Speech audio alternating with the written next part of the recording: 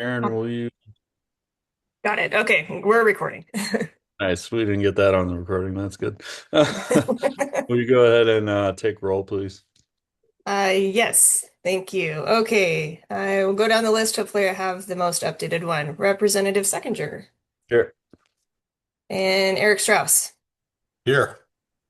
Great. Is Senator Harvey on?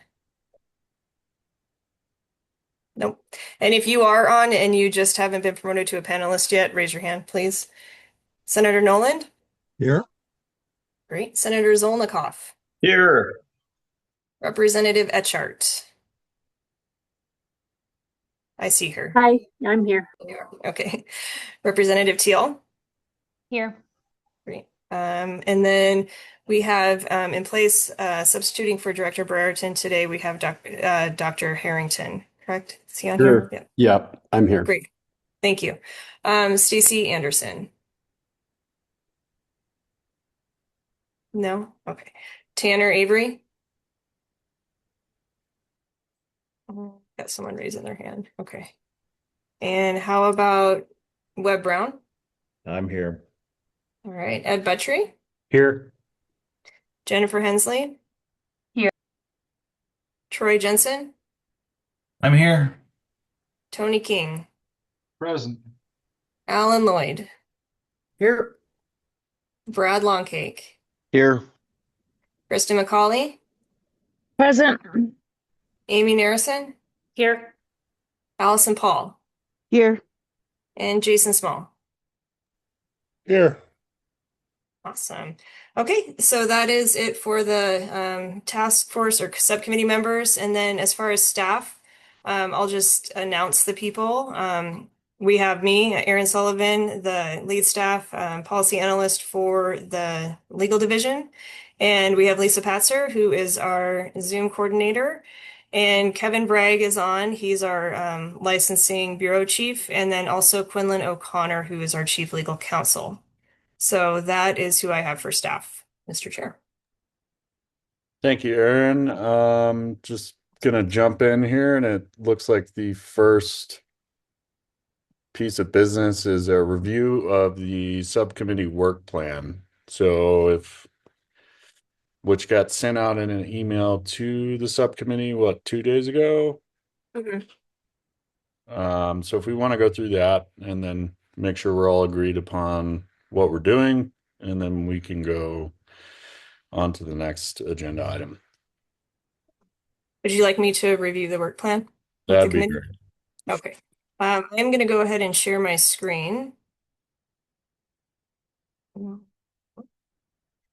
Okay, so let's do that. Okay. Okay, so this is the work plan, and your subcommittee was just a little bit different in that you guys requested a poll for how you wanted to organize your work. Hold on. Sorry, I'm disorganized. We just had another meeting before this, and most of you were on it, so I'm catching up. So I sent the poll out and we had really good response. I think 16 of you responded to the poll as far as what you wanted to focus on. And so what I did in this work plan, and this is what Representative Seconder and Director Strauss will be presenting to the full task force on Monday. So this is what we want to make sure we get solidified. And so they have the correct information to present. But what you guys talked about, I just kind of organized or summarized everything that you guys had talked about that you wanted to do. So there were several topics, and this is what was sent out in the poll. So we have administrative inefficiencies and delays, barriers created by licensing requirements, portability, reciprocity, and alternative pathways, recognizing emerging or non-traditional roles, re-entry related barriers, rural and geographic barriers, training, education, and scope of practice issues, and then workforce shortages and service access. So I had you rank them all in your, first to 1 through 8 or whatever, however many that is. And then, oh yeah, 1 through 8. And here is, I wanted to show a representation of how you guys voted. And so first choice was barriers created by licensing requirements. Second was portability. reciprocity and alternative pathways, and so on down the list. I don't need to repeat this, but the forms gave this little chart, which I thought was nice and colorful. So this is how I've kind of tried to organize your work as much as possible, put the higher ranked topics first in your work plan, but also kind of lump them together a little bit so it makes sense. And so you can see that today we're actually going to talk about numbers 1 and 3 and as much as we can with what data we have. So we're skipping this one because it makes better sense a little further down. This on this page, and you guys are all parts of other committees, and so you know exactly how these work plans work. I just have the executive order initiative summarized. These are the ones that you identified at the last meeting as what you guys would keep in mind from the executive order on what you would try to address in your work. And then I have a schedule of planned activities. And again, this is fluid. We can update this however you want. But for now, we have at this meeting, we're reviewing the draft work plan, and then we're going to work on topics 1 and 3, which are the barriers created by licensing requirements and administrative inefficiencies and delays. So we'll begin those topics with what data I have and what conversations we have. We can identify any further issues. And then, of course, at every meeting, we'll have public comment. In May, I have suggested that we do portability, reciprocity, and alternative pathways because that was the second highest ranked. And then I also thought that number 8, the recognizing emerging or non-traditional roles could kind of play into that. They're kind of similar. And so I thought those two could go together, even though that was the lowest ranked. It kind of makes sense to address it. And if we do it 2 topics each meeting, we can actually hit all 8 of them. Now, again, you guys can change this however you want. I really don't care. And so this is just how I thought it would make the most sense to organize your work. So what we'll do in each of these meetings is we'll address any outstanding issues from the meeting before and hopefully develop some recommendations if there are any. If there aren't, that's fine. And then start the next few topics. And then again, identify further issues and just kind of rinse and repeat, if you will.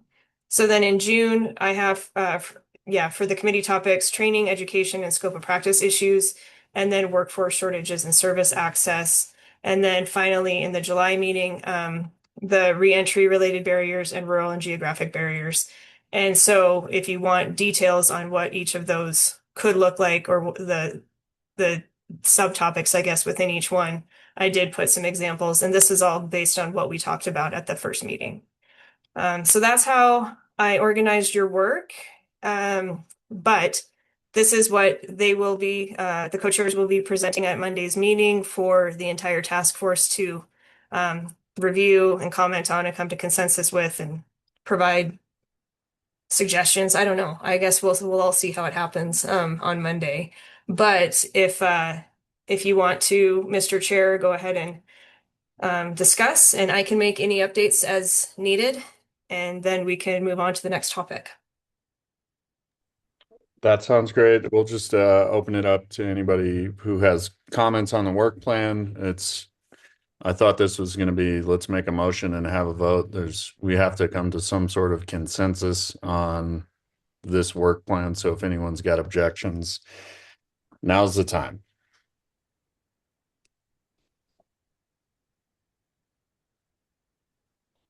Great. Everybody loves Friday afternoon meetings. I get it.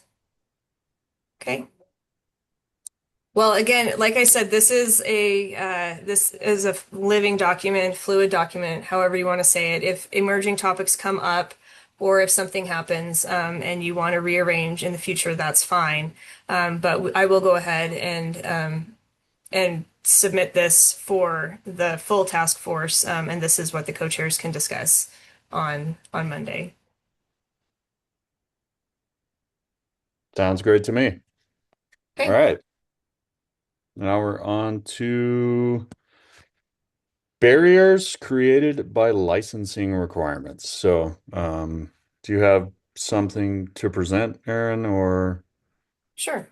Okay. Yes, Mr. Chair, I can go through so I was able to get 2 sets of data points, I guess, put together for you based on some of the requests that you had for the last from the last meeting. And so this first one that I'll go ahead and share, this is licensing qualification barriers. And so this is to open it up for a discussion. So basically, you had requested a listing of licensing qualifications that may be potential barriers. And so this is, I'm not saying that these are absolute barriers. There is arguments for and against all licensing qualifications. But what I pulled together were ones that we commonly hear of when we think, when we, talk about barriers. And so included in these tables, so we have various potential barriers, and then I've listed which occupations are included. So we've got a table for minimum age requirements, one for minimum education requirements, a good moral character requirement, and then letters of reference. And this is all what is in statute. So this is, this nothing with rules, nothing with, internal policies or anything like that. This is what's actually in statute. And so I have provided the statutory authority for all of these requirements. And then we'll go through the whole document, but the additional comparison tables I provided just for if anybody's interested in some other things that could be considered barriers is that there are several occupations that are licensed in Montana, but they're considered, I guess, unique, if you want to call it that. They're licensed in less than half of the states. And so that could be something where when you're looking at the idea of is licensure necessary or is it the least restrictive form that is offered, then that is something that you could talk about with these particular licenses because as the data shows, less than half of the states actually require a license for these professions. And then the other thing that I wanted to show was just some commonly licensed occupations that have some differing requirements, like pretty much all licenses require what I call the 3 E's, which are education, experience, and an exam. And I was questioned on my sources earlier this week. And so all of this information at the bottom of this came from a research center out of West Virginia University. And so if there is data that is not quite right, which I was told there is, then I'm sorry. But that's where I got it. They have a licensing database that shows like all the states and all the different requirements and stuff like that. And it looked like it was pretty accurate, but it might, not all occupations could be updated. And so you can see here, the first page is minimum age requirements. And so it's just in alphabetical order by kind of category. So I put all the barbers and cosmetologist types, like every single one of the occupations under barber and cosmetologist requires a minimum age of 18. You can see the statutory authorities for both for that. Same with boiler engineers. Those all have to be 18, acupuncturist. Everything for minimum age in statute is 18, except for direct entry midwife is 21. And then I think there's more. Yeah. And so massage therapist, mortician, outfitter, all of these. The one kind of weird one is that in veterinarian, it doesn't actually say an age, a number, but it does say something about that they have to provide evidence as to fitness of age. So that is in statute. If you look in rule, there doesn't say anything about that fitness of age equals 18 or anything like that. So that's maybe some outdated language that could be looked at. Couple things to keep in mind with the minimum age requirements. One that at the last meeting, I had provided this information as well, but we had kind of flagged some of these positions or some of these occupations are FLSA like required to be 18 because they're considered hazardous. And so I think the crane and hoist engineers is one of them. The construction blaster is one of them. I think even the fireworks wholesaler permit might be one of them. I'm not sure, but I mean, if you're working with explosives, you probably should be 18. And that's according to FLSA standards. And so that document that I provided previously has all of those flagged. And then the other thing to keep in mind, and this was just brought up yesterday, is that with minimum age requirements, a lot of these positions also require an ICEC. And so you have to, since that's like a business license, you have to be 18 to obtain one of those. And so there are some kind of nuances to this minimum age requirements that you may want to have a conversation about if you're looking at probably can't just do a blanket recommendation to get rid of all minimum age requirements because there are going to be some challenges with that. Moving on to the minimum education, requirements. So this for minimum education, obviously I'm not going to put what everyone's minimum education is, but I did put in when it says a high school diploma is required. And so that is something that the committee could look at because not everybody gets a high school diploma. And I don't know if it's really necessary for some of these things. It's not for me to say, but that is a minimum requirement that some of the research facilities that talk about barriers do include that because there are folks that don't get a high school education but still want to go into these professions, and so the next one is this. It's a small one. There aren't that many occupations that have a requirement for letters of reference, but there are a few, and so I just listed those here. And it might not outright say letters of reference, but it could say, some sort of indication that you need some sort of a reference or letter of reference. And so that's just a handful, like 7, I think, of them. And then the good moral character requirements. And so that seems to have it more than I thought. But those are all in there. Those have kind of gone away in other states, have kind of worked towards taking those out because they are considered subjective. And so there is no definition in Montana law about what good moral character means and what the standards are to evaluate a good moral character. And so I know just the only example I can think of recently is last session. We had a bill to remove the good moral character requirement for professional employer organizations, PEOs. And so the argument with that was that the department didn't really need to know if the principals of PEO really were good guys or good gals. But what they really needed to know is if they had, good fiscal responsibility. And so that was the more important thing to look at when evaluating an application versus if you could get someone to say, this is an upstanding citizen. Or something like that. And so it's a very subjective requirement that states have identified as something to consider removing or revising. And there's a lot of professions that still have this. So here's the table that I had indicated that I had for you on unique license types. So you can see in this table, you can see the occupation, the number of active licenses that we have. This data is about a year old. And so I don't know if there's a bunch more or a bunch less. But the big thing is the number of states that license it. And so you can see there's, for a crane operator, for example, there are 970 active licenses, but there's only 10 states that license it. What I found kind of interesting is that there's none in our area that license crane operators. And then I do have some notes that show like all the different subcategories of crane operator. And then finally, the 3E comparison with neighboring states. So again, the states that I included were all around, all the way as far east, I guess, as Nebraska, and then, all the way down to Nevada, probably.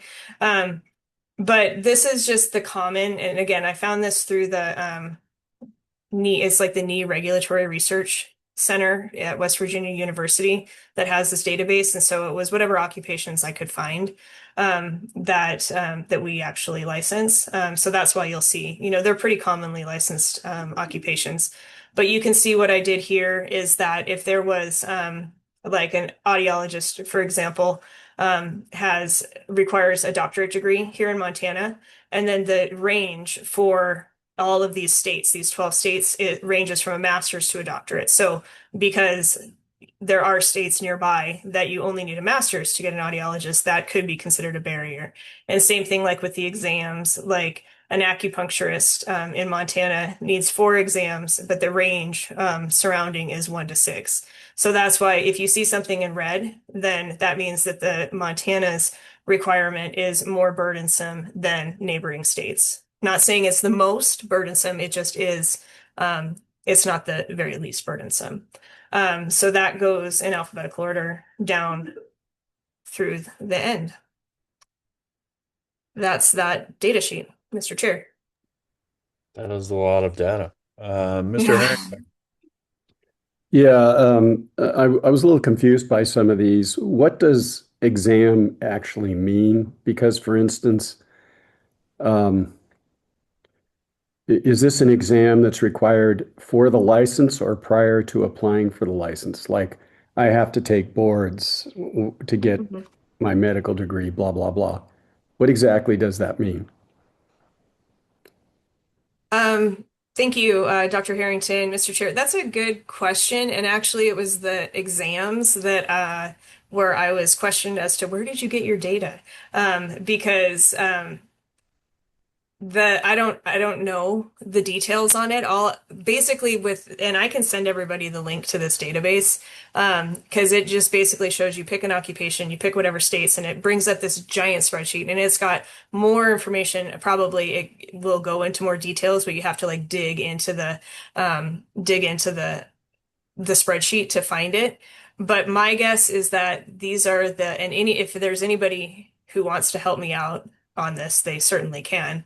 But this would likely be the number of different exams required. Like if there's a national exam and a state exam, or if there's, different subsets of an exam or something like that required for licensure. Okay, could Looks you like go up? someone wants to help me. Yeah, no, I think I was kind of asking it just for clarification because it's difficult to know. I'll give you an example. When I got my Montana license, I didn't have to take an exam here. But when I got my California license, I had to take an oral exam, even though I had all kinds of boards. And Mm. so that's the kind of distinction I'm trying to make. And we don't need to do it today. I'll do some research. Then up above, if you go to, you had dentists in one spot there that said the Right number of, here. I don't know, it was the number of states that licensed dentists. I think maybe it's up higher. Yeah, no, you Oh, just passed it. right here. Oh, I No, it did. was the one down below. Keep going. Unique license. Oh, denturist. Um, Denturist. yeah, okay. Was there a dentist one too where only six? No, that's denturist. Yeah, okay. Yeah. Got it. Okay. Never mind. And I will send that link out to everybody because I think it'll be helpful to show that I didn't make this stuff up. But yeah, yeah, I don't know. Unfortunately, I didn't have time to like sit here and verify all of the information. It's what's on that database, and it's um, the one that I could find that was the most comprehensive for these qualifications. Miss Hensley? Thanks. Aaron, I'm not volunteering to help, but I had a Yes, you question. are. You said that this data is a year old, so any changes made during the 25 session are not included. Is that accurate? Well, let's see here. No, so the data provided, just the only thing that's a year old is on this page that I'm showing right now about unique license types with the number of active licenses and the states that license, well, and maybe the states that license. I did have our licensing bureau experts review my work, and so I think no, this is accurate because look, we have doula.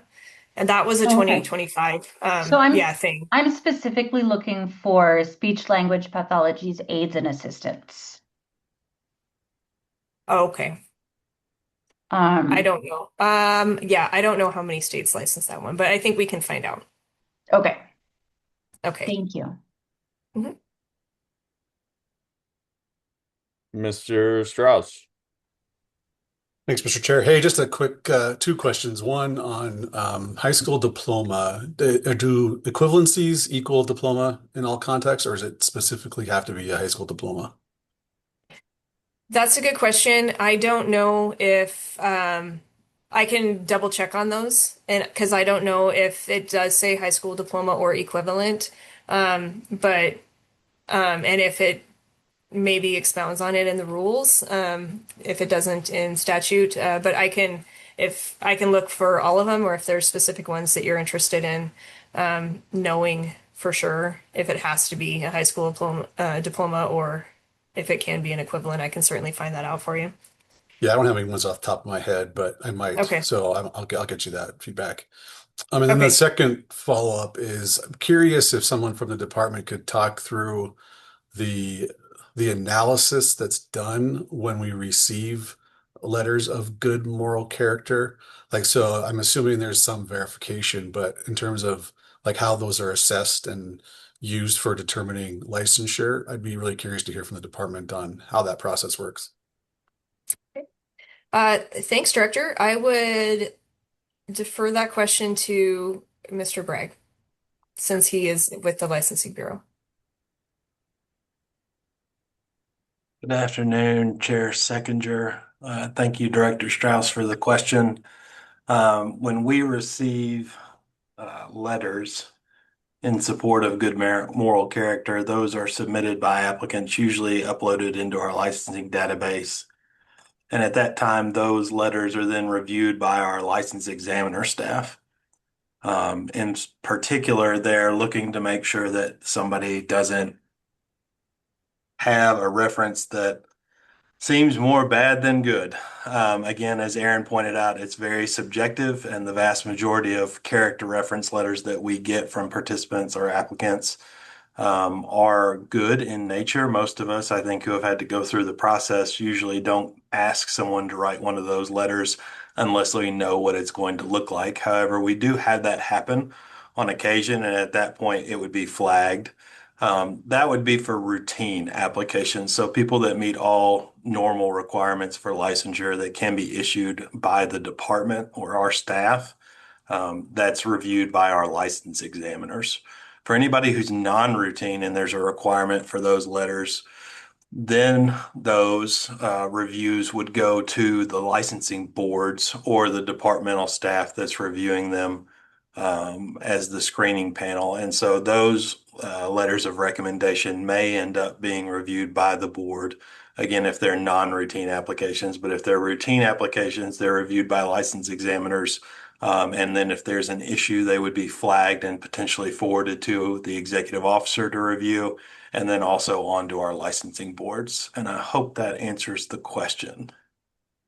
Yeah, it does. Just one last point of clarification. So there's no differentiation in statute though between routine and non-routine. So as a routine application, they're still required to submit those letters of reference. Great question. They are still required to submit those letters, and we won't issue a license until we get them into our system. Got it. Thank you. Just briefly wanted to flag for everybody the comment in the chat about a GED now, or a high set as it's known now, saying a high school diploma on it before we go any further. So hopefully that settles that. Miss McCauley. Hi, thanks. Thanks, Chair Seconder. I was going to reference the comment on exams, and there's a couple of 1 to 2 or 3 to 4, and so it might reflect how many steps or licensures that you got before that degree, because nursing has multiple steps, and so where your PN exam, your RN exam, before an APRN exam, you might have 3, or you might have just the N2. And then Director Strauss's question about the high school diploma. GED is the other thing then we have there, and I would think that any equivalent, even in nursing, across these lines would be something that I think that would be merit looking at as something that we could remove as a barrier because they're going to get the exam and prove themselves in order to get to where they need to be licensed anyway. Thank you. Miss Paul. Mr. Chair, thank you. My question is just opening the door on the good moral character requirement and whether there's any appetite in this committee to remove that as a barrier, as other states have done. I don't know enough about the license, why it's there, to be able to say, but I do know from working with my client population, which is low-income people in Montana, that any subjective barriers can really be a problem. Thank you for that comment. Aaron, Miss Sullivan, can I get you to scroll back down to the moral character portion of this thing? Sure. And just real quick before I do that, Director Strauss, I've checked almost all of the education ones and they say or its equivalent. So it's high school diploma, high school education, 4-year high school education or something like that, or its equivalent. So I just want to briefly touch on something that I think I was the original person to bring up the age requirements, and it was based on fishing guides and barbers. And what I'm noticing is if the fictional character Doogie Howser were real in the state of Montana, he could perform surgery any day of the week.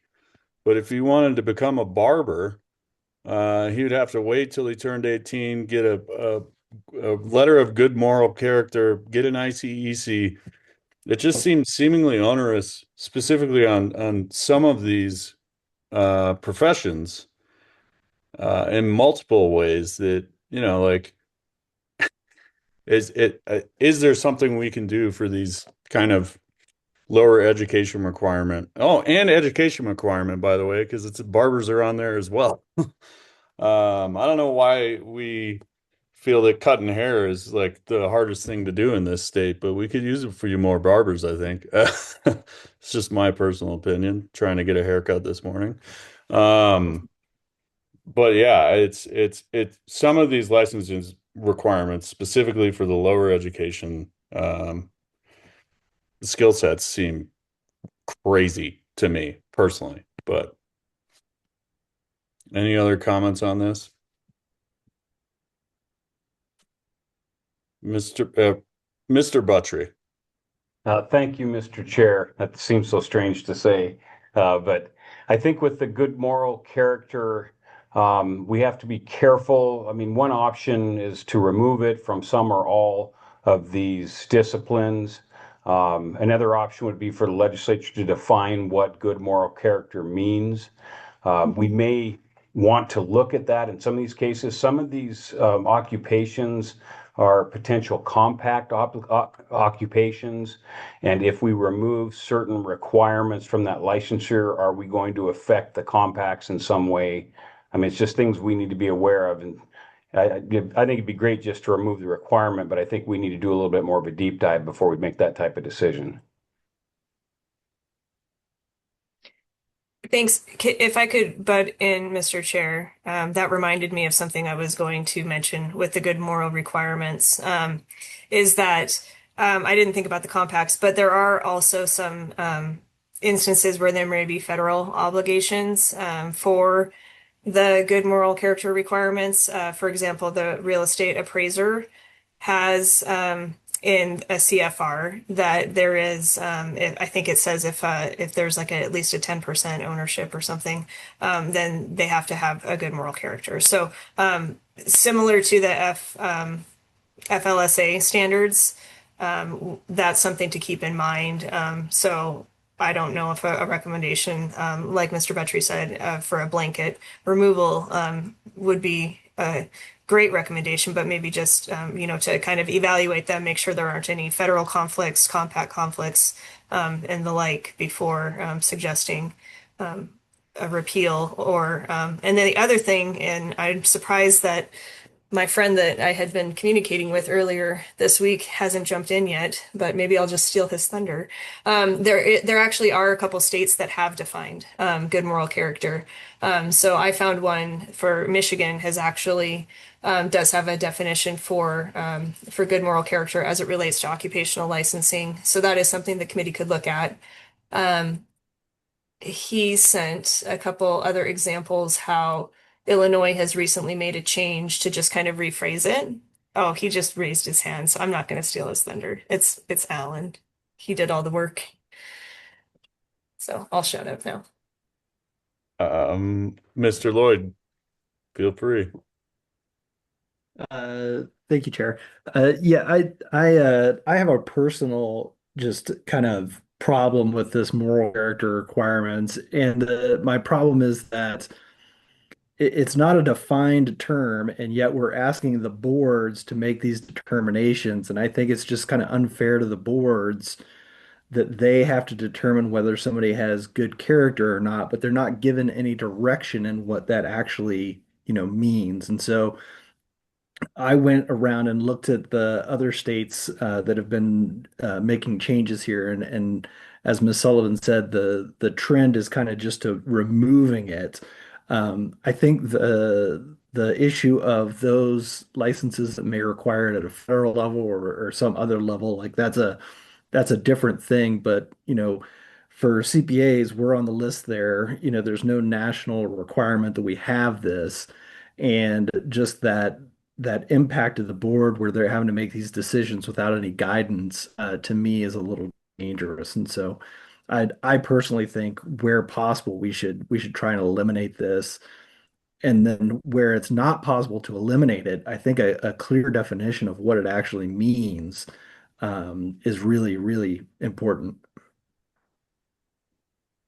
Before I call on Senator Nolan, Ms. Sullivan, do you have that Michigan definition in front of you, or is it just Yeah, curious? I can. Yeah, I can. Let me just open that link up real quick. Okay, you can see it right here. There you go. So you can see this is for. Oh, hmm. I didn't realize this is occupational license for former offenders. Sorry. But anyway, this is what it says in here. The phrase good moral character, when used as a requirement for a license or whatever for a facility, what does it say? Means the propensity on the part of an individual to serve the public in the licensed area in a fair, honest, and open manner. So it's a definition. It's still a little vague or open to interpretation, I guess. Definitely Um, seems that way. Senator yeah, and Nolan. Thank you. So, well, we need to define it. I mean, and we can do that. But along the lines what Senator Buttry was saying, I would also like to know on the good moral wording, when was it adopted in our time frame that we're talking about? Was it in the last 10 years? Is it 15, 20 years, or is it 5 years? Or when did we do that? I'm one that I'm glad we're on these boards and we're having these great talks, but I have a problem changing something that a former legislation did unless I know what their thought process and analogy was. So if we can find out when we did it, then maybe we can go back and look and say, okay, this is why they did it. These were the circumstances. Because a lot of us have to realize we have to sell this to the rest of the legislature. And if we have that information, then I know we need to define it. It's not, makes sense to me, but I'd still like to know that background if we can find that. sure. So what I could do for the next meeting is I can do just a little bit of an analysis for the good moral character, the occupations as to when it was adopted. That one's easy. And then I can also just double check and see which ones maybe have some sort of a federal restriction or a compact restriction. Is there anything else you guys want me to look at so you can evaluate? I can also try to find some more definitions that other and recent developments that other states have done to kind of look at this stuff. Because I know Alan sent a couple things like, what is it, Idaho? has something that's Idaho's is actually a little bit better defined than Michigan's was. And then it looks like Kentucky and Illinois also have some legislation in the works to kind of work on this. So I can pull together a little bit of a legislative summary as well as what's going on in other states. That's helpful. Mr. Chair, if I could Yes, follow up. please. Of Thank you. course. So, Aaron, that would be helpful for me. Now I know I'm smarter than those former legislators that in the past, because we're smarter than everybody. I mean, aren't we? That's why I brought that up. I'm not smarter. They had ideas and there was a reason for it. So I'm not trying to downgrade anybody's point of why we need to change it. I will be open to it as long as we just hear the reasoning. Thank you. I will say we have the internet and they didn't, so maybe they didn't. Mr. Brown. Hi there, thanks. Chair Secretary, and others, I go back to what the purpose of this subcommittee is all about: barriers to licensing. Is this truly a barrier? I mean, do we need even address this topic? How many licensees have been denied for good moral character? And I think they'd have a heck of a good grounds for a lawsuit if they were denied because of that. But I go back to what's the purpose of this subcommittee? It is to identify barriers. Is this truly a barrier? Thank you. I think that's a great question. I saw Mr. Lloyd's hand fly back up when you were talking there, so I'm going to skip to him real quick and then to Miss Hensley. Yeah, I would just to Webb's question, I would pose that question to Mr. Strauss. I don't think that it's the number of people who are denied based on moral character. I think it's the number of people who are hesitant to apply because they're aware that they have something in their history that they feel others will see as them not having good moral character. And then we have folks that might have an interest in some of these things, but they never pursue it because they have that concern. We've had that in public accounting with students that had a DUI and weren't sure if a DUI was something that would be seen as lacking good moral character. And so I think the issue is less the number of people where this is invoked and more the message it sends to folks that may be considering these things. I can truly appreciate that and how it might potentially tie in with criminal history. And it seems like we already go over criminal history and all professional licensing, and I'm not quite sure how that's overcome by letters of good moral character. Miss Hensley. Thanks. I think my question was partially answered by Mr. Lloyd in that his suggestion that this would have a chilling effect upon applicants, and I tend to agree. I would be interested, however, in knowing if any existing boards in recent recorded history, like the last 20 years or so, have ever used this statute as an excuse for revocation of a license or in any disciplinary matter. I mean, and of course, it would have to be tied to a concrete, like a conviction or something. You can't just say you're a dirtbag that cheated on your wife, so you don't get to be a dentist anymore. Would that be true? But if there's like a concrete example you can point to and say the board was justified in removing this person's license. They used the moral character clause to do so. Without that, this person would still be doing X, Y, or Z. I think if we can see the last time it's been used, maybe that would give us some justification for keeping it. Otherwise, I would tend to agree that we cannot legislate morality despite what happens every session.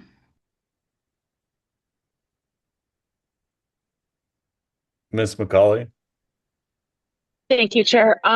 So on the good moral character from serving on the Board of Nursing, the removal of license or permission to work and treat are limited to the arms and not ever to a moral character, at least within nursing.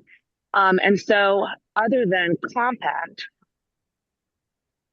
the way it might affect compacts across states, I would advocate for getting rid of it. Furthermore, I work with a lot of the criminals, and they get to the place where they just are so self-conscious, and sometimes just entering the workforce, then that it'll change that perception of how they think of themselves.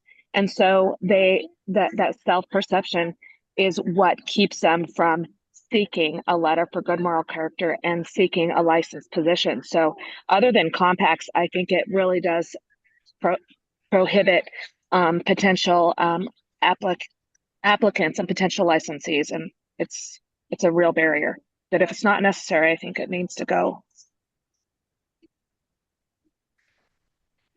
Duly noted. Mr. Strauss. Yeah, thank you, Mr. Chair. I would just echo and ask or give my appreciation to the comments that talk about that. And we certainly encountered it with the population we serve, where stigma influences people's appetite or likelihood of seeking a particular profession. So that could certainly impact there. I think there's just another piece to consider though too. And I don't know, I can't remember if this specifically in the executive order when it comes to this, but looking for efficiencies in the licensing process, lowering timelines. If there are things that add efficiency for the department in doing their review of a particular license, I think that's added benefit to the system as well. So I think any of these administrative burdens that we can identify and eliminate is good generally for our licensed population as well. Thank you, Mr. Strauss. So I guess, Ms. Sullivan, if you kind of want to recap for us what you got out of it, that would like what you're going to bring to the next meeting with regard to this conversation. Sure, Mr. Chair. So it sounds like there is an appetite for a potential recommendation to revise the good moral character requirements, not explicitly remove them. But in anticipation of that, I will do a little bit more research on I guess, the beginnings of each of these, the history behind them, and also just take a quick look. Like I said, I know that the real estate appraiser one has a CFR attached to it. I don't know about the other ones. I'm not sure about any compact barriers to that.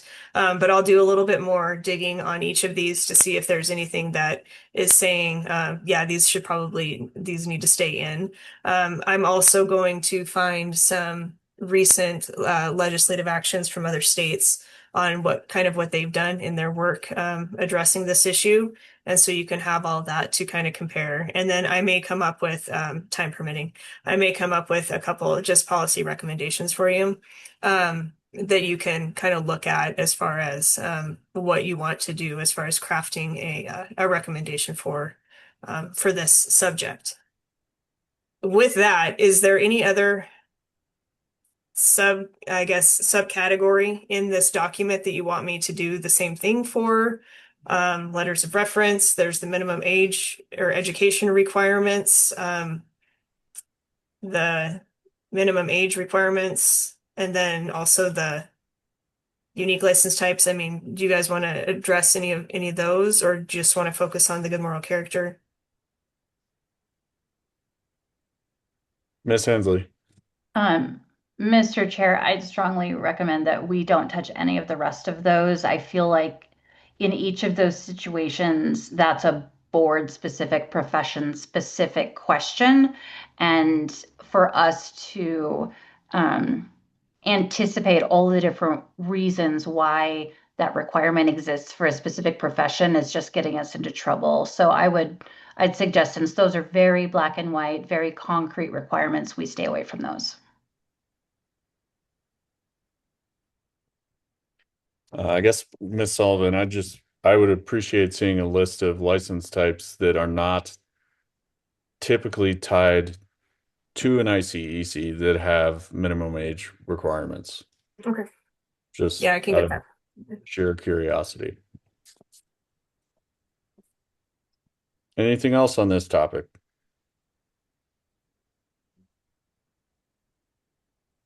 Okay. Moving on to administrative inefficiencies and delays. Sure. Okay. So this one, I wasn't quite sure what we were going to come up with for this. So I guess I'll just go through the other data sheet that we have, and you guys can talk about it. So the other thing that was asked for us to compile was information on national certifying entities. And so this, I think, I don't know how you want to structure this discussion. Hopefully, some people had.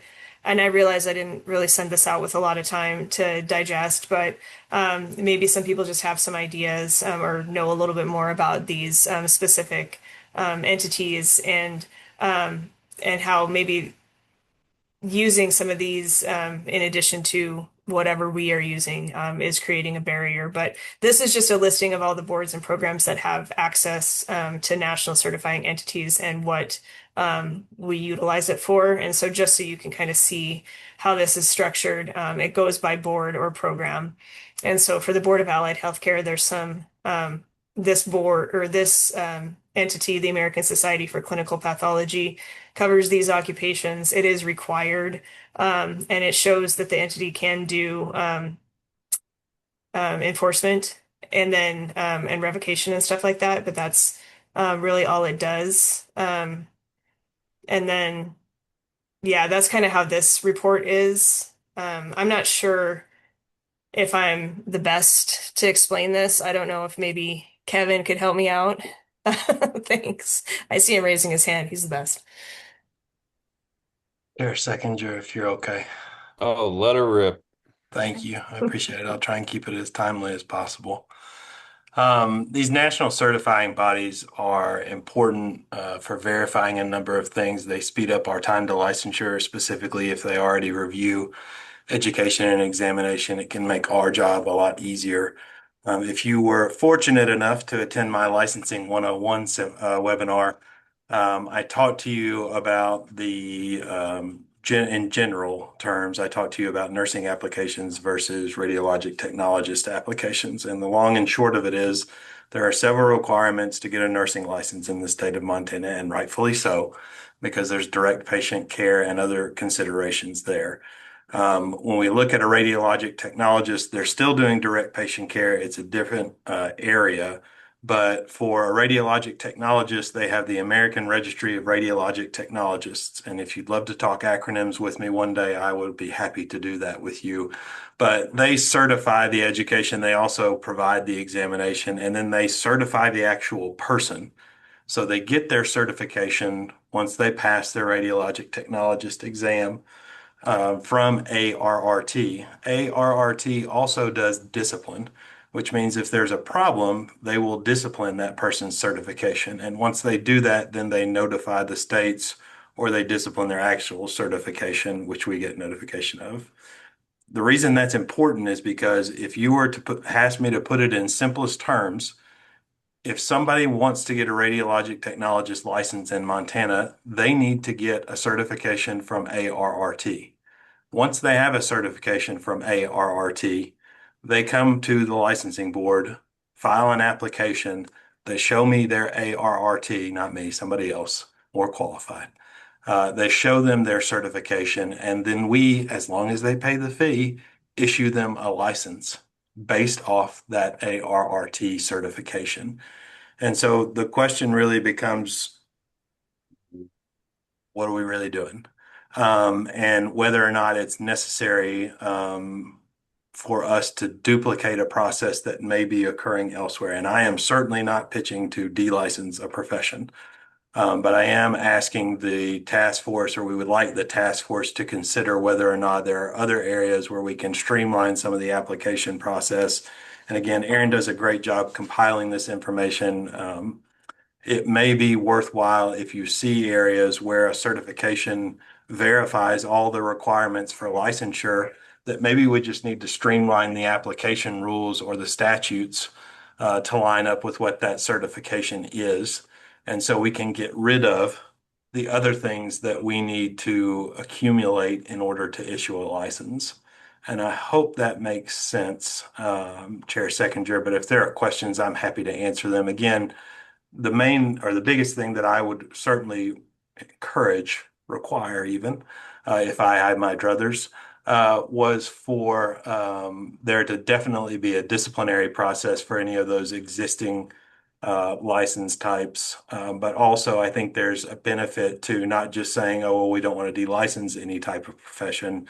Okay, well, then let's streamline the application process. And I think some of these national certifications can certainly help us with that.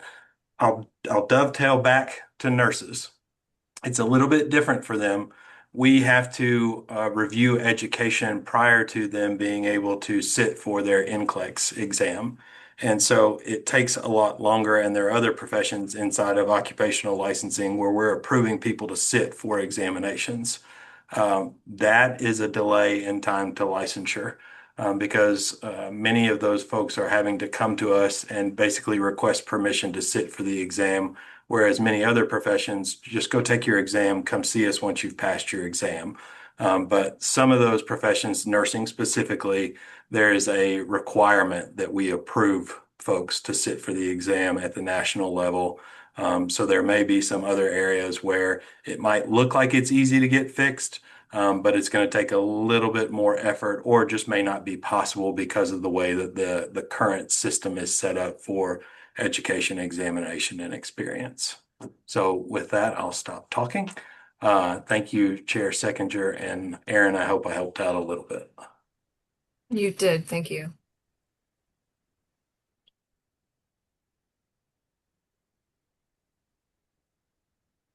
Any comments on that?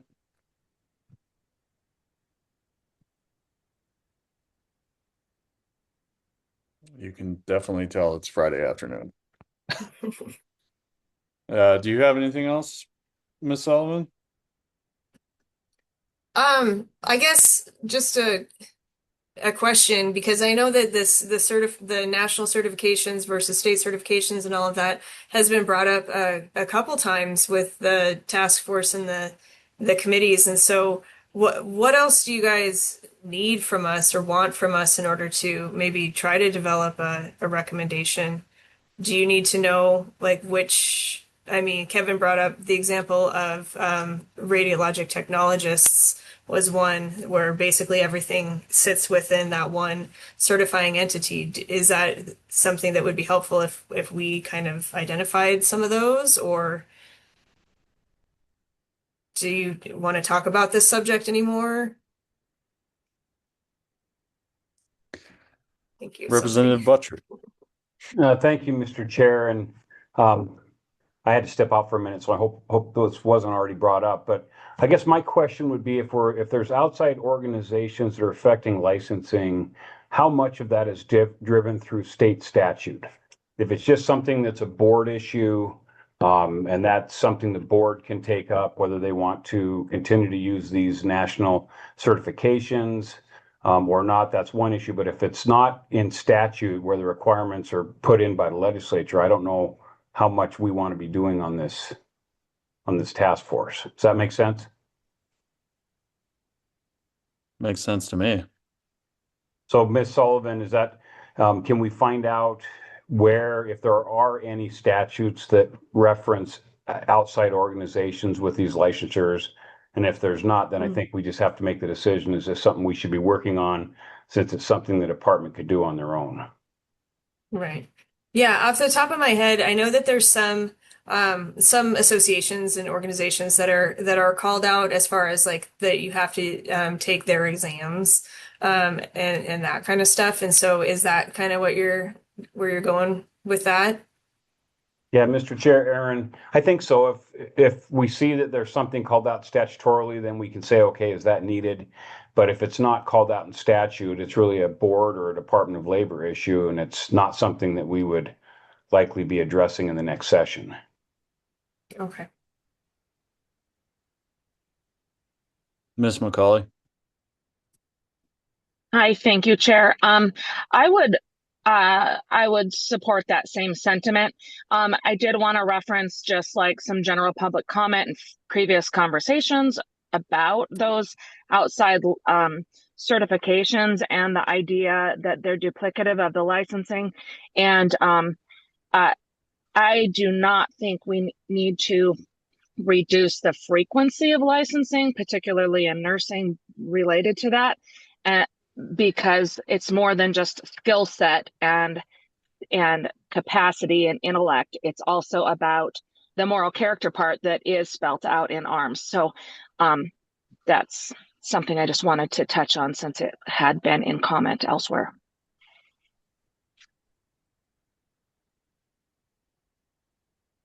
Thank you, Ms. McCauley. I guess I would echo Representative Buttry's comments about this screen that's up in front of me says the National Nurse Licensure System required in Montana, but required by the board, or is it required in statute? So those are two very different things. Any other comments on this particular topic?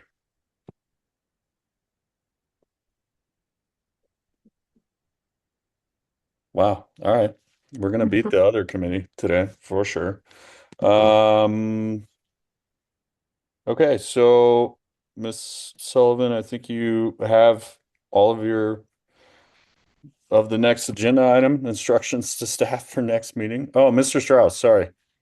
Yeah, Didn't sorry, see. Chair. I didn't want to comment on that specific item, but underneath the broader header on the administrative efficiencies and delays, I just wanted to make note of one that I've had people reach out to me a couple different times in a couple different contexts about whether, and I don't know if it's the appropriate one for this topic either, but I put it on the record. Um, Allowing for provisional licensure when background checks are pending. Had multiple people reach out to me on that one as an administrative inefficiency or a delay. I don't know if that's statutory thing or if that's a rule thing that we could allow for provisional licensure while waiting for background checks to be completed. So I'd offer that to the committee for consideration. That seems very appropriate under this topic. Ms. Hensley? Can we add an and to Mr. Strauss's suggestion while waiting for background checks and other certifications or checks or whatever, just in case other issues are required, there might be more than one that's not a background check, just and other things. So like provisional licensure at the board's discretion. Okay. So I will say that we did do some work on that in the 2025 session. I'm trying to, if someone can tell me where is it at? Temporary and provisional. Okay, so we created a new provision for provisional licenses. It is in 37-1-144, and what it says currently is the department may issue a provisional license to an applicant whom the department has initially determined to be eligible for licensure, except for one or more of the following pending conditions.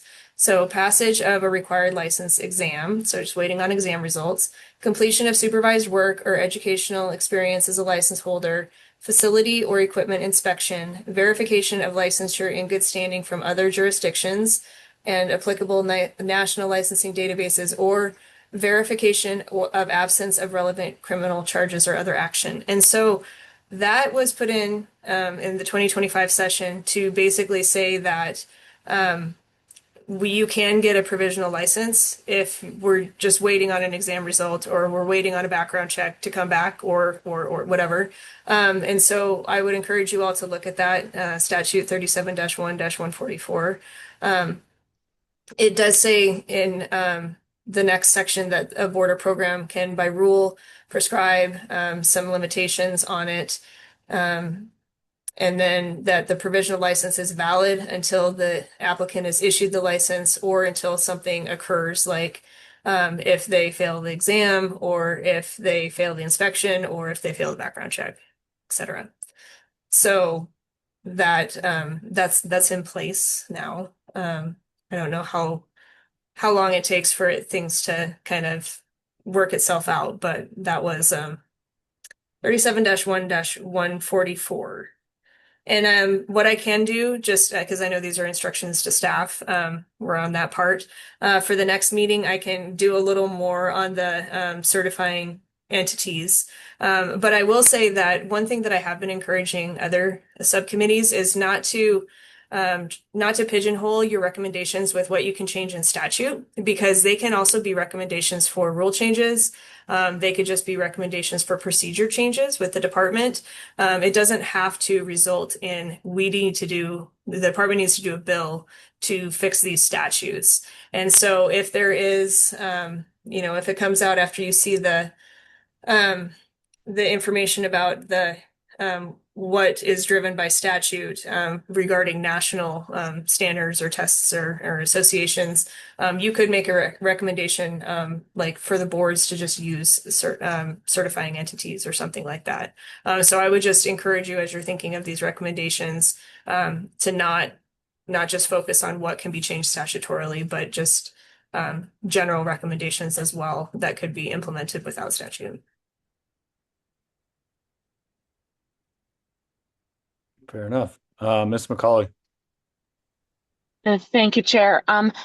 When we talk about these barriers to licensure, and we're making an assumption that that a background check is necessary across all licensures, and I think that there is going to be, I think that needs to be reviewed specifically, like how terrible it is it if you've had a felony because you poached so many deer when you're a plumber? Like, I think that maybe that's something that we revisit back in July, but, and I don't know who combs through the details of a background check to say you can't get a license and you can, but I'd like that to be part of our conversation at some point. And in recognition of the 406 Jobs Initiative and this increased hopeful employment workforce of apprenticeships, if they are being apprenticed and being supervised and taught lockstep with another contractor person, anyone, doesn't matter if they have a felony, anything, because they've got someone with them during that time. So I think that needs to be part of our conversation. Duly noted. Representative Buttry. Thank you, Mr. Chair. Just another question, and those of us that have sat on business and labor, we've dealt with this in alcohol and gaming law, but in cases where someone might have multiple licensure, and I'm sure Mr. Bragg or Mr. O'Connor can tell me maybe that doesn't happen, but when there's multiple licensure, and in the past we've had issues because of background checks and fingerprinting and those things, is you get a license and the state says, okay, you're a good actor, we're giving you a license, and then you apply for another license, and all of a sudden you've got to go through the background checks and fingerprinting and all that process again, which is an incredible barrier. And so what we did on the alcohol gaming side is within a certain amount of years, if you have gotten that background check and the state said you're good and they've issued some other type of license to you, then you can forego those background checks for those additional licensures. And I'm wondering if that's something that could affect this group, is if we have people that have multiple licenses and they've been through the process in a reasonable amount of time, can we remove that requirement for that background check as they're applying for the new license? So just to make sure I'm hearing you right, basically one background check for all license types, regardless of licensing board and everything else? Yeah, well, thank you, Mr. Chair. Yes, and there's a time frame. I can't remember what we did with the alcohol and gaming, but in essence, is if the state says you've passed a background check and you're good for this license, and you apply for another license, the state's already said you're a good actor. You're capable of holding a license. Do we really need to do those checks again in the case where, I don't know what it would be, Mr. Bragg, I'm sure could help me, but where someone hold those multiple licenses? Mr. Bragg's hand just flew up. So Not flew up. No. Thank you. Great question, Representative Buttry. Thank you, Chair Seconder. We are processing background checks for a number of different license types, and there are times where people will get a background check and then need to have another background check. I have been reminded previously, some boards that define that by rule. If they're not defined by rule, department policy is 6 months. And the reason it's 6 months is in order to ensure that there's been no reoffending during that time period. And I certainly welcome the task force to look at whether or not that time period is appropriate for maintaining public safety. If it's going to be you've gotten a background check and it's valid for a certain period of time across all of the professions, I would probably defer to Mr. O'Connor. I hate to do that to him. And to you, Chair Buttry, or excuse me, Representative Buttry, Chair Sechinger. But I think we would probably want that in statute so that it would be applicable for all of the boards as to what that specific time frame is. Again, Mr. Chair, maybe before Mr. O'Connor answers, when we went through this in the other industries with alcohol and gaming, there is an obligation of a licensee if something bad happens to relay that to the state. And so that's why we were able to go longer than the 6 month threshold. It's a number of years, if I remember correctly, because state says you're a good actor, you haven't reported that anything else has happened. Why subject you to that long process of doing another background check? But thank you, Mr. Chair. Of course. Mr. O'Connor, you have anything to say or? Thank you. I don't know that I have a lot to add to that. I agree with Mr. Bragg that we would need a statutory change in order to make something reliable and predictable for folks that would apply across all of the licensing boards that would need to. Otherwise, we'd be looking at multi-board rulemaking, trying to find consensus among the boards, and that's a bigger and more expensive process and unlikely to yield the same results. But I certainly think it's something that's feasible.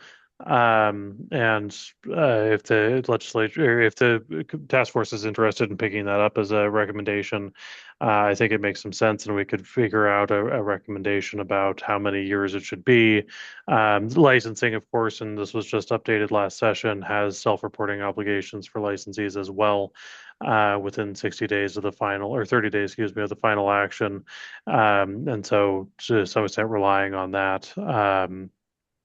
And that's part of ongoing conversations with the Legislative Audit Division right now, in particular license types as well. But we're certainly happy to continue engaging in those conversations. Sounds good. Dr. Harrington. Thank you, Chair. I just want to add to what Representative Buttry said. I currently have 6 licenses in different states. And I want to make a distinction between somebody that's newly getting a license or that's already been licensed in other states. So for instance, I would not be able to give a transcript that I had in my possession to one of those other licensing authorities. I would have to go directly to whatever university I went to, and they would have to transmit it directly there, or the National Board of Medical Examiners. And so it seems to me that if somebody is already licensed in another state and they've gone through all this, that we could potentially rely on that rather than requiring all of these new documents to be transmitted. That's one way to speed things up. And I realize it doesn't apply to everything that we're talking about here. This is more specific to physicians and DOs. But it is a pain.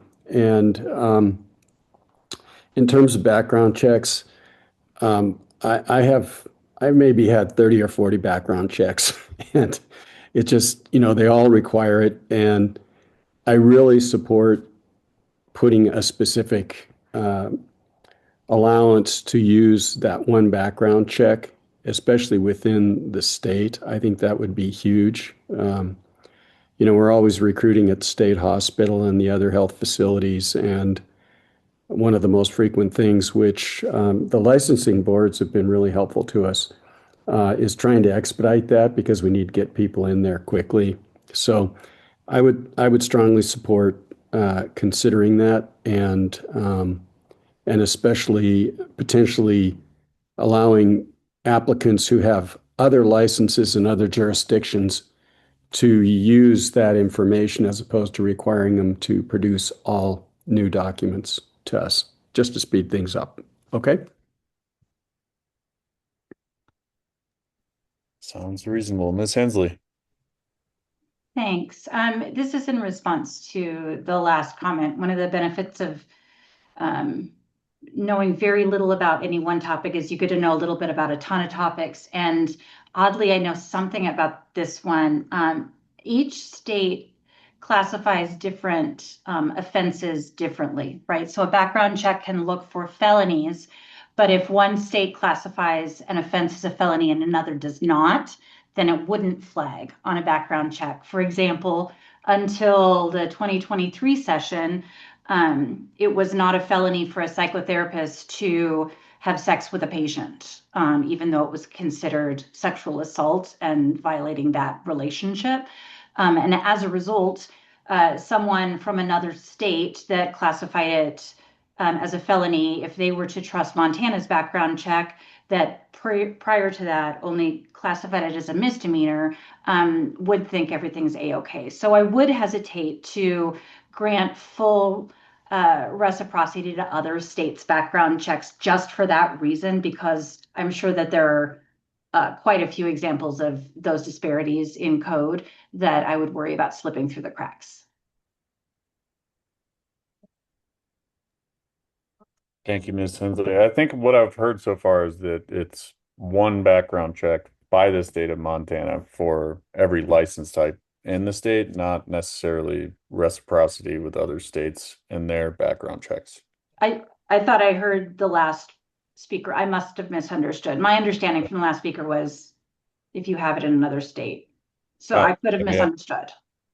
I'll let him correct the record for himself, Dr. Harrington. Yeah, no, I was not. I was referring to reciprocity with other states based on academic credentials, but Right. what I was referring to in terms of background checks was specific to the state of Montana. So only here. Okay.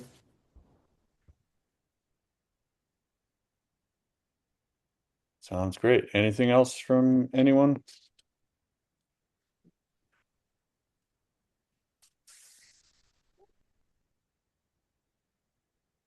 Okay. I guess the next agenda item is instructions to staff for the next meeting, which I think you have quite a few instructions there, Ms. Sullivan. Yep, Um, I think I'm good. okay. Well, I mean, I can recap if you'd like me to. I'm happy to do that. I think that aside from what I had already talked about, what I would come with next time about the good moral character, I'll do a little more on the national certifying entities. It sounds like there's some appetite for maybe a little deeper dive in background checks. So we're happy to do a little bit more on that. And then the two topics that are on the work plan that you approved is for the next meeting is portability, reciprocity, and alternative pathways. And then that kind of goes along with that is recognizing emerging or non-traditional roles. And so I will kind of look a little bit more into the details on that and come up with some topics for discussion on those for you guys for the next meeting. Fantastic. Anybody have anything to add to that? I hope not. That sounds like a lot. And I know you're running four of these every week or yeah. Once a week. Yep. Okay, so it looks like our next meeting is scheduled for Friday, May 8th at 9 a.m. So no afternoon meeting. Thank you. And then we will be meeting again on June 5th, July 10th, and August 14th. And I'm sure we will see calendar invites Mhm. sometime in the not so distant future. Mhm.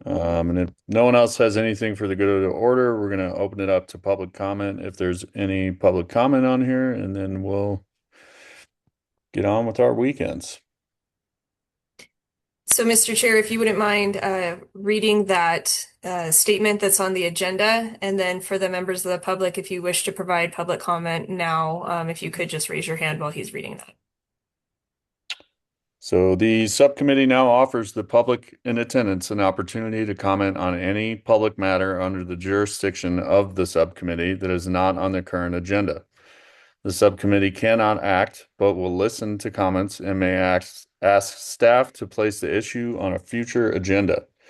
The chair may limit the comment period to proceed with the subcommittee meeting. And now we will open it up to any members of the public who are present. Okay.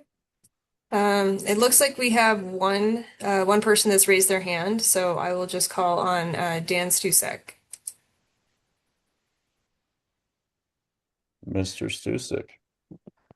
Yeah, thank you, Chair Seconder and Aaron. I appreciate it.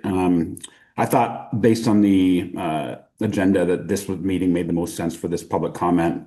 And to Director Strauss's point, not only barriers, but to barriers and efficiency in licensing. Senator Zolnikov brought this up briefly on the last agenda, but this is around real property licensure. MCA 3756-103. Around property licensure manager. There's been some confusion, I think, about, by the way, I'm here on behalf of Airbnb. And so property manager licensure around short-term rentals. And, there are exceptions, whether you own the property, whether you're an immediate family member, et cetera, an attorney. But it is, let's say you're a neighbor down the street, or somebody else, a family friend, who manages short-term rentals. There isn't clarity in the statute or amongst the exceptions that, I don't think the licensure statute was intended to apply to short-term rentals based on my review of the legislative history. And so around efficiencies, I just thought putting in another exception, or clarifying that within 3756-104 would probably make sense for the Board of Real Property Licensure. So certainly would be happy to chat with anybody more interested in that, but wanted to put it on the record as sort of a way to clarify, the work that board does, and make it clear to the public and people who might be interested in this, that that statute, real property licensure, which would include, I think a 30-hour course, test, et cetera, wouldn't apply to somebody who was managing, a short-term rental. So anyway, thank you for the time. I'm happy to chat more about it in the future. Appreciate it. Thank you, Mr. Stusek. Okay. That's the only person that raised their hand. So, Well, with that, we will adjourn for the afternoon. Thank you, everybody, for coming, and we'll see you on May 8th Monday. or Monday.